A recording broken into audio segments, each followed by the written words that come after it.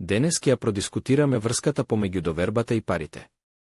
Парите се, во суштина, систем на доверба, со нивната најважна функција да ја зачуваат и пренесат куповната моќ. Преку следниот пример ќе ја видите директната врска. Во летото 1902 година другар Мијане со неговата група извршија киднапирање на мисионерката Елен и нејзината помошничка. За нивно ослободување ни беа понудени 14.000 златници или 60.000 хартиени американски долари. Ние се одлучивме за 14.000 златници. Оваа одлука ја донесовме затоа што немавме доверба во хартиените пари, бидејќи има човечки фактор во довербата.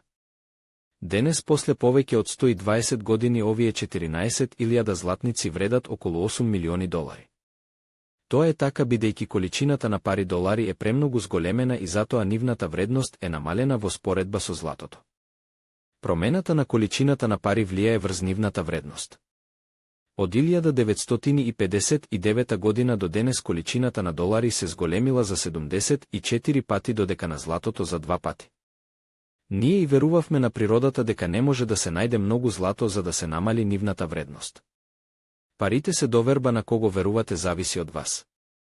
Доколку ви се допадна содржината на ова видео, споделете го.